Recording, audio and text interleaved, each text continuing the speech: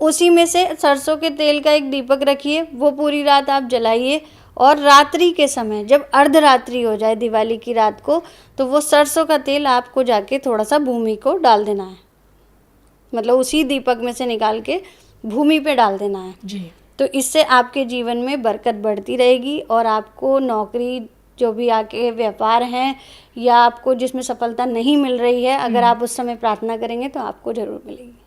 इसी के साथ हमारी जो अंतिम राशि है मीन के लिए, मीन राशि की बात करें, बृहस्पति देव गुरु उसके देवता हैं जी। और गुरुदेव जो हैं वो बहुत ही सौम्य हैं, ज्ञानवर्धक हैं, तो उनके लिए लड्डुओं का प्रसाद बहुत ज़रूरी है। उस समय दिवाली के समय आप लड्डू ज़रूर रखें।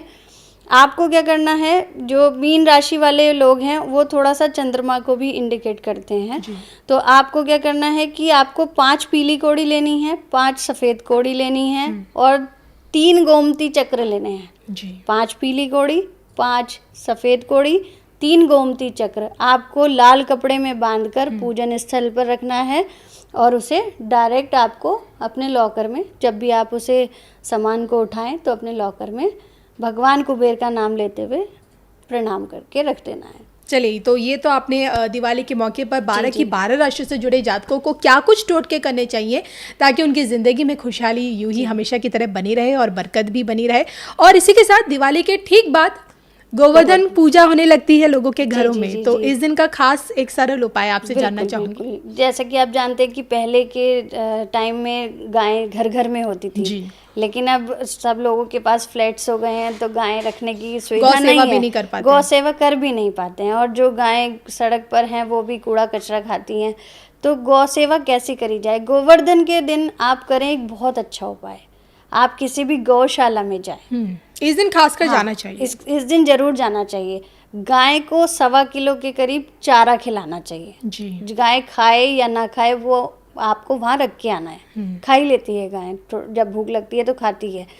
उसके बाद आपको क्या करना है, जहाँ पे आप गए हैं गौशाला में, सबसे पहले गाय का पूजन करना चाहिए। आरती का थाल होता है, जब हम अपने नए घर में जाते हैं तो हम आरती का थाल लेके पूजन करते हैं, नया बेबी होता है तब भी हम पूजन करते हैं। गाय का पूजन करना चाहिए क्योंकि गाय हमारी माता है जी, है ना, और गाय के अंदर 33 करोड़ देवता विराजमान है। बिल्कुल, आपको किसी की पूजा करने की जरूरत नहीं अगर आप गाय की पूजा कर रहे हैं। बिल्कुल। आपको गौ माता की आरती करनी है।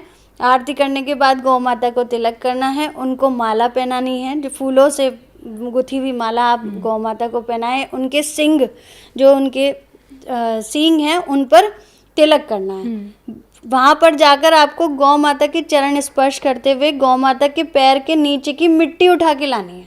अच्छा, हाँ, जहाँ गौ माता खड़ी हो उनके पैर के नीचे की मिट्टी उठा के अपने घर ले आएं, तो आपके जीवन में सदा प्रोस्पेरिटी बनी रहेगी, सदा सफलता मिलती रहेगी और आपके जीवन में ये समझिए कि कोई नेगेटिव साया भी आपके घर में नहीं पड़ सकता। जी। जिस घर में गाय रहती है उस घर में भूत प्रेत बाधा नहीं होती। बिल्कुल, और गाय तो जिस घर के सामने खड़ी हो जाए मुझे तो लगता है उस घर में खुशहाली आ जाती है। उस घर में खुशहाली आ जाती है। जिस घर में गाय आके खुद रोटी मांग के खाए तो समझिए कि साक्षात वो घर कितना भाग्यशाली होगा। हाँ, साक्षात देवता वहाँ विराजमान होते हैं। चलिए, अब अंतिम दिन यानी कि भैया दूज, और ये एक ऐसा पर्व होता है जो भाई बहन के रिश्ते को रिप्रेजेंट करता है और मेरा तो यही मानना है कि भाई बहन का जो रिश्ता है लंबा चलता है। माता पिता के बाद यही रिश्ता होता है जो अपनों को जोड़े रखता है। सही कहा आपने कि माता पिता के बाद एक बहन अपने भाई को ही माता पिता मानती है और चाहती भी यही है कि हमारा भाई हमें पिता जैसा प्यार दे, हमारी भाभी हमें माँ जैसा प्यार दे। तो ऐसी स्थिति में कुछ मैंने घर देखे हैं जहाँ बहन का सम्मान नहीं होता और कुछ बहनें भाई का सम्मान नहीं करती, तो यह बहुत ही गलत भी है कि ऐसा नहीं करना चाहिए। हर रिश्ते में को अगर हम देखें तो हर रिश्ते से एक प्लेनेट जुड़ा है जी, हर ग्रह जुड़ा है और अगर वही ग्रह कमज़ोर होगा तो आपका आपके भाई से मिलन नहीं होगा, आपके भाई से नहीं बनेंगे। हम अपने भाई को देखते हैं मंगल जी, हमारा भाई मंगल का रूप है। मंगल क्या है? पराक्रम। जब आपके शरीर में शक्ति नहीं होगी तो आप काम क्या करोगे? आप कोई काम नहीं कर सकते। तो आपका भाई आपका पराक्रम है।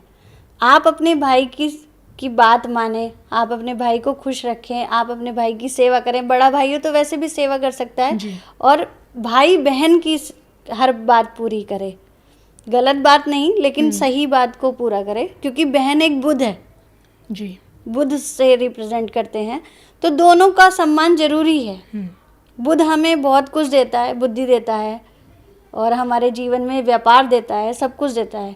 आप अपनी बहन को खुश रखोगे तो आप जितने बड़े व्यापारी बन जाओगे, कितने बड़े व्यापारी बने। आपने अनंत अंबानी के यहाँ देखा कि वहाँ बहन का, दामाद का, बेटे का, सबका सम्मान होता है। अनंत अंबानी हर फंक्शन में अपनी बहन को आगे करके खड़ा था जी, अपनी माँ को आगे करके खड़ा था। तो आप, और उसकी बहन भी अपने भाई के साथ साथ ही घूम रही थी। आपने हर फंक्शन में देखा होगा, इतना बड़ा फंक्शन हुआ अनंत अंबानी के यहाँ, तो आपने देखा कि वो अपनी बहन को साथ लेके घूम रहा था।